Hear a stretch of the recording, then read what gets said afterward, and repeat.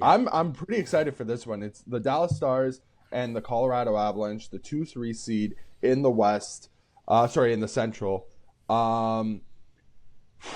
But we do have like they're at least for Dallas's sake, that's not going to be a loaded team, and it's not going to be the same type of team that kind of took Colorado out last year in 5 games, I believe. Like they handily beat them last year. Man, guys, what are we thinking for this series? I can go right into our marquee matchup here. Let's do This it. is what I think it comes down to for me. Like you said, like we've seen this series before. This is a new year though. This is a new playoffs. I think what matters is the new additions on each side. My marquee matchup is simply the additions. On the Dallas side, Mikael Granlund, Mikko Rantanen. I'm going to cheat a little bit here this time, and I'm going to say that Tyler Seguin is an addition after the deadline. He is. He is something that they've been missing, and they're getting him back. And he was over a point per game in the first 20-ish games of the season when he was healthy. And on the Colorado side, you have Martin Necas, obviously the counterpart to Mikko Rantanen, Brock Nelson, and Charlie Coyle. So you've got this trio going up against the Colorado side. I think that what really matters in this series is if we see anything new on either side. Do we see the additions on Dallas kind of – I would say on the Dallas side, you almost just want Mikko Rantanen and Mikael Granlund to like seamlessly fit with Dallas in the sense that they've always been a really good playoff team. Going back to their cup run in the bubble year, they just seem to get so much out of their team come playoffs. I think more than almost any other team, I just see a bump when it comes to the postseason. And they're always in the top 10 regular season wise, but I can visually see the difference in how they play. That's what you're expecting out of Granlund, Rantanen, and say again, we'll see what the health is there. On the Colorado side, it's almost like you do want like something new. You want to see that depth that you didn't see last year, or really just since they won the cup. They've been looking for the replacement to Nazem Kadri for all this time. Is it Brock Nelson? Can Martin Necas kind of just be what Mikko Rantanen was in the playoffs? Because if you look at Rantanen's stats in Colorado in the postseason, incredible. Over a point per game. They don't have that anymore. Martin Necas' playoff record, not as great, but I'd be lying if I said I'm not a huge fan of him after this year, and I actually do believe that he can at least be a point-per-game guy for them in the playoffs. He has to be the second fiddle to Nathan MacKinnon, at least on forward because you have Cale Makar, but that's kind of what's at stake here. So between the two trios, I think I'm leaning to Colorado. I think I have belief that they can inject something new into the Avs' depth.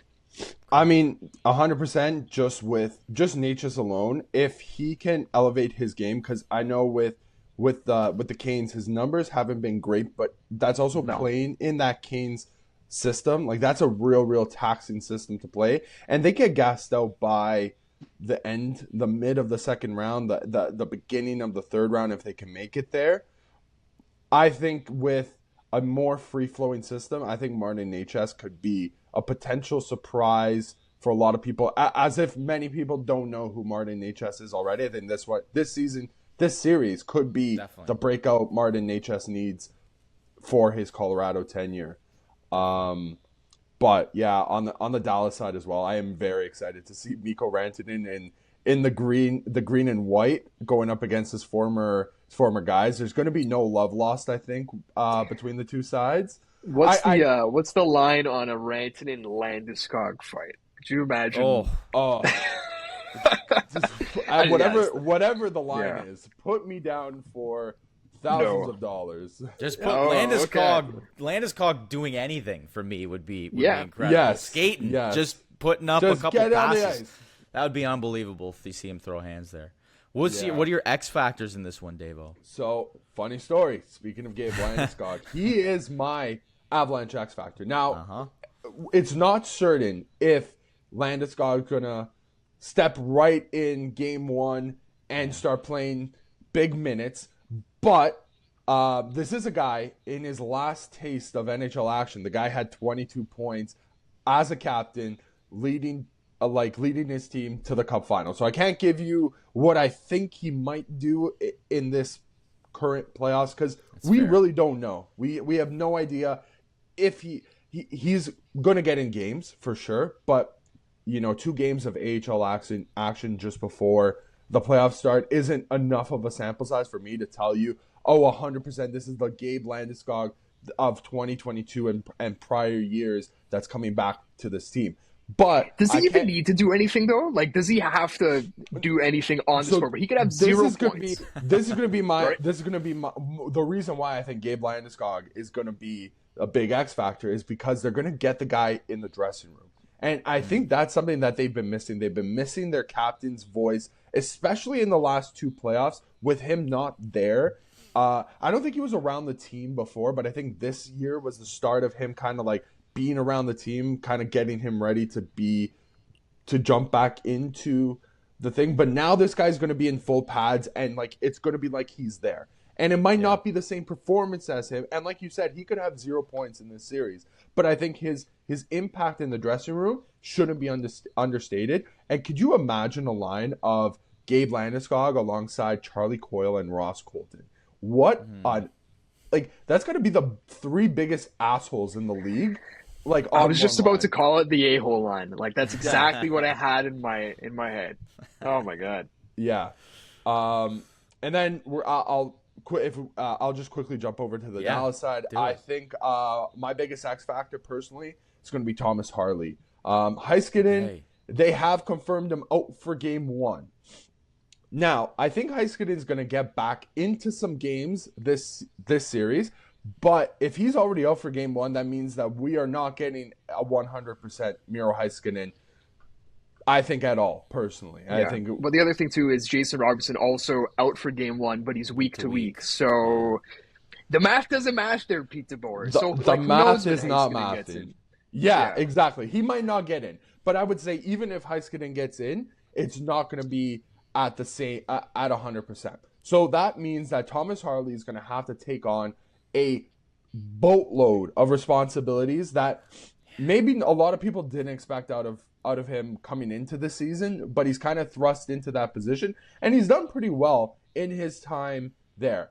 The defense core, I don't think we need to understate how bad the right side is. It's got Ilya Lyubushkin, who's actually done well as Thomas Harley's partner. He's survived, I would say. As good as Ilya Lyubushkin can do. Yeah, I mean, listen, if your right side features Ilya Lyubushkin, Cody Ceci, and Matthew Dumba, if Ilya Lyubushkin's at least the one that could survive, I think you're like it's fine. I'm not expecting big things out of this team personally, but I think Thomas Harley could be a big reason why they stay competitive personally. Damn, I like that. I like that X factor with Harley. It's such a strange team, Dallas, because they have such potential. Both teams really do, but Dallas has such potential, and we look at this team and we're like, can they just get past this first hill, the fact that they're dealing with some injuries? I'm going to go to my blame game here for Dallas. It's going to be kind of a weird one, but I'm picking Mikko Rantanen. I know that people might think, maybe it's Jake Ottinger, and I think you could probably blame every goalie if a team doesn't win if we were to take the easy route. But I'm going to take Mikko Rantanen, a bit of a strange take, but I think Dallas wins this series personally, and I'll get to my prediction right at the end of the blame game. I have to choose the player that's the likeliest to push them there to pick as the blame game if they don't make it, in a really weird twist of fate. But Rantanen doesn't necessarily seem like a player who has a lot of hatred. And I know that's weird to say. I'm sure in Colorado, he's probably looked at a little strangely, but I think that ends up fueling him in this series. Maybe it's because he doesn't seem like he's like a pissed off guy in interviews. Like Leon Draisaitl's a guy who probably is like a little ball of hate. He's like a very grumpy old man, but he proves it on the ice.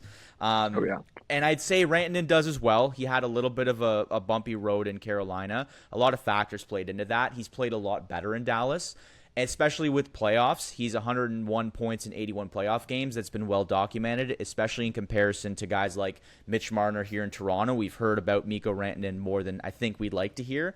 But I think, especially with, like we said, Robertson's down, Heiskanen's down. They lost Logan Stankoven, obviously, to get a Mikko Rantanen. But that being said, he is not in the lineup as well. I think he's going to need to provide a playoff spark. I think he's around a point per game in the regular season with Dallas. 19 games played, 18 points, something along those lines. But because you're facing so many obvious additions that are not in the lineup, I think he's going to be the one that needs to provide a spark. So if he doesn't, like if he puts up 2 points in 7 games or he goes pointless, like that's going to be a big void because all eyes are going to be on him to battle in his former team. I think he's going to be hopefully fueled by facing a team that he didn't want to sign, and this story dragged out all year. So I think people are going to look and be like, Rantanen didn't put up the playoff numbers, and as a result, no other forward was able to kind of take the reins. Secondarily, I think you can technically blame Matt Duchene in a sense because he's had such an incredible year. I think he was the leader of the team in points, right? Yeah, yes, he did. 34 years old or however old he is. Like 6 points in 19 playoff games last year. So that needs to improve in back-to-back series where he doesn't necessarily add any points. That can be looked at. He's not the main guy when you look at the whole team. I know he led the team in points, but there's players above him on the totem pole that would probably be asked to do more. So I would go with Mikko Rantanen. I think for Colorado, I will go for the goaltender here, and it's Mackenzie Blackwood. And I just think it's not that he's been horrible, but he's a big mobile puck stopper. I mean, he can go post to post very easily. I saw it a lot in San Jose, and he's a pretty acrobatic guy. He suits the team well. He suits the style well. But that being said, he ended the season pretty poorly. .878 save percentage, 3.5 GAA, and he went 1-4 down the stretch. And he's never played a playoff game, which is kind of surprising. But I looked it up. Like, he played for a New Jersey Devils team that didn't really hold a lot of water. Goes to San Jose. He may have made a stop elsewhere. I can't recall. But, like, just poor. Is that it? Just poor teams, right? And I mean, he's on a great team this year. Like, he could very well be their Darcy Kemper to kind of lead them to the promised land here. But I do think that him not playing a playoff game, it's different for goalies, but the environment is still so hostile that you let in a couple like really bad goals and your team's already behind the 8 ball, especially against a Dallas squad that's ready to go. So I can see that with Nathan MacKinnon leading the charge, Martin Necas, all these pieces that they've added, if Landeskog comes in, it's going to be a lot of rah-rah, and if Mackenzie Blackwood lets them down, it's going to be what they hoped wouldn't be their downfall would end up being their downfall. That being said, I do have Dallas in 7, and I have no explanation why. I just feel it. They've been Pure so vibes, close. baby. It's vibes. It's such a close series, and I know they're missing guys. And Pete DeBoer gets a lot of hate, guys. I was reading like Pete DeBoer gets a lot of hate from Look fans. at Dave. Doesn't Okay, here we go. Dave, hater Dave number one. Hater. If Pete DeBoer has no haters, I am dead, man. I am. So I know look, that's a San Jose boy, but no, that's what I was saying. But I get it. They never won, Dave. So I get it. Okay, they never won. Where are we with Dallas right now? Where are we? We're saying they're the next San Jose. Next San That's Jose. what we're saying. So I don't have a feeling. I don't know why. No, dude. I get it. You have to take it on the chin. I don't know why. I have a feeling they'll push past, and if they do, they have a lot of success ahead. But I'm picking Dallas in 7. I think just seeing his face after they lost that 3-goal lead in the final minute of the game against Vancouver, and seeing him like looking up at the screen like why me again, basically. I was just like, oh, the Dallas Stars are in for a rough time, and that's why I have the Avs in 5 games. I don't know if it's that defense besides Thomas Harley and Esa Lindell as well, I have to say. Very, very great defensively.